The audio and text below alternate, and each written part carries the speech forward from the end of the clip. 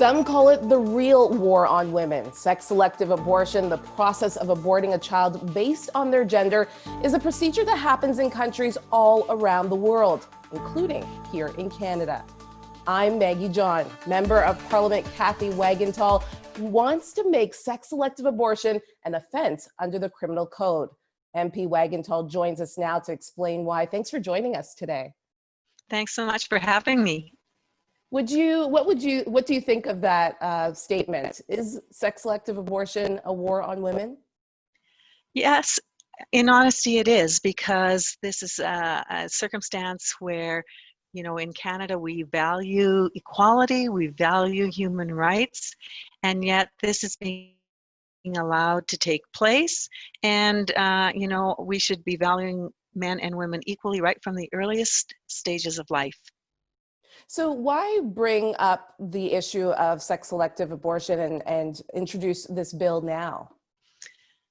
Well, now is the perfect time, actually. Canada's facing a lot of disunity, and on this particular topic, it's constantly said that we as Canadians are very polarized, and yet a Maru Blue Dart poll was done early in this year, right at the time I was presenting this bill, that showed that 84% of Canadians believe that sex selective abortion should be illegal. The questions were all very straightforward, legal or illegal. So this is an issue that brings us together on abortion. And we have no laws in Canada. We're the only country in the world, democratic country, that has no parameters, even though the Supreme Court did say this is something that the legislators had a responsibility to bring in.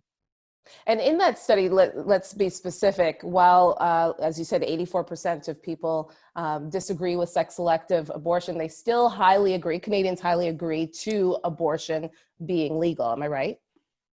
Absolutely right. Yes, the majority of Canadians want abortion to be available. So that is a truth. It's also true, though, that the majority of Canadians do not agree with sex selective abortion. In other words, simply choosing to have an abortion because you're not happy with the particular sex of the child that you're carrying, or it may be your family as well. So this is an opportunity for us as Canadians to come together to bring about laws that impact abortion that we all agree on. Shed some light on this for us. Who's doing this? Who's asking for these type of procedures? Well, that's an interesting question. There have been studies done specifically on immigrant communities where in their homelands this is a normal practice, and so it is being brought to Canada.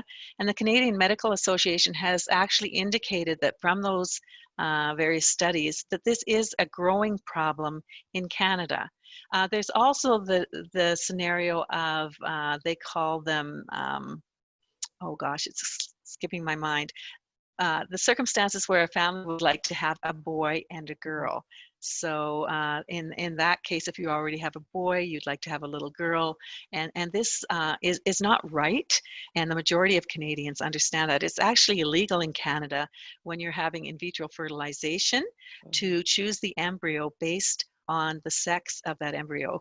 You know, science has come so far, we know at the very instant of conception the genetic sex of that child. And so if it's illegal at the embryonic stage, then it should be illegal as well within a normal procedure of having a child. And the majority of Canadians, like I say, agree with this. And so that's why I'm excited to bring it forward. It's something that Canadians can come together on and have unity on this issue. Right. Would you say that women who choose sex selective abortion might be forced to do this? Are they being forced from your findings? Sure, yes. In many cases, it's coerced because of the dynamics of the family and the husband or even in-laws wanting a particular outcome. So it's not always in the case where the woman wants it. And that's why, you know, by making it a medical procedure that is not allowed in Canada, that it's a criminal offense for a doctor to do an abortion simply on the basis of the sex of the child, it gives our doctors some credibility in being able to bring that information to that family. And it also says to other countries and to people coming to Canada that this is our value system and that they need to adhere to that if they choose to come to Canada. So it reflects within our laws what our values are as Canadians. Well, I think that was going to be my last question. Why put the onus on the medical practitioner instead of the woman? Right. Yes, this in no way impacts a woman in making that decision, and of course there's no way to force her to give a particular answer. She may actually be not telling the truth if she says that she's not having the abortion due to the sex of the child. But what this does is makes it clear in Canadian law that this is what our values are, and that's a huge role for our criminal code to indicate within our country and to internationally to the world that these are things that are important to us. And it does as well give doctors that support in realizing that this isn't something that so often they want to take part in. And as well, it also makes it easier for those that are doing ultrasounds to deny, in some cases in BC, the father to come into the room, because that's kept just between the ultrasound technician and the doctor. Some of your critics would say that allowing a practitioner to ask or find out the reasoning behind an abortion violates the privacy of the woman. What would you say to them? Yeah, this bill doesn't actually do that. Okay. All it does is have to indicate whether or not it's due to the sex of the child. You're not required as the pregnant woman to give the reasons why you're coming in to have that abortion. If it comes into law, the medical practitioner has the opportunity to say, I am not, within Canada, you cannot have an abortion based solely on the sex of that child. And we are also within the bill requiring the federal government to work with the provinces to come up with what expectations would be there as far as recording information around that particular question. So I'm expecting the federal government to do its job in working with the provinces on this, not like they've done with assisted suicide, where basically they handed that whole responsibility down to the provinces. It's still sad that in our world that boys are more preferred than girls in some cultures. Exactly. And that was the case in China, as you know, when they made it a one-child policy. All kinds of baby girls did lose their lives because in their culture, a boy to carry on the family is very, very important. And what they've ended up with is a very lopsided environment for a population, right? And so they've changed their laws. Actually, even China has a law against sex selective abortion. So Canada certainly, we're the only country, democratic country, ourselves and Korea, that have no laws in this regard. So what's next? What are the next steps for this bill?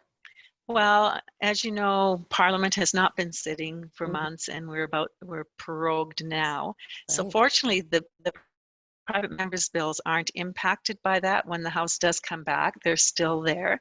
And at this point, my bill has been presented in the House, but it hasn't been debated at all. So we are waiting on that. Unfortunately, because of all of this time without Parliament sitting, there's 30 bills that are ahead of mine that need to go through first and second reading and then voted on. So it should have been discussed and debated in the House in June, but now we're looking further down the road. Regardless, there's a lot of information about it on my website, and there's a petition available there as well that you can fill out. Of course, COVID has made that difficult to do, but as we're able to carefully do that type of thing, I'm getting more and more results from that petition being sent in my office to let the House know and our leader know. As you are aware, our Prime Minister insists that he's a feminist and that equality is very important to him. So this is an issue that definitely should be debated in the House of Commons. Well, we will definitely be keeping an eye on this bill and others coming through the House of Commons in the next couple of months, as you said. Thank you again, Cathay Wagantall, for joining us today. My pleasure. Thanks so much.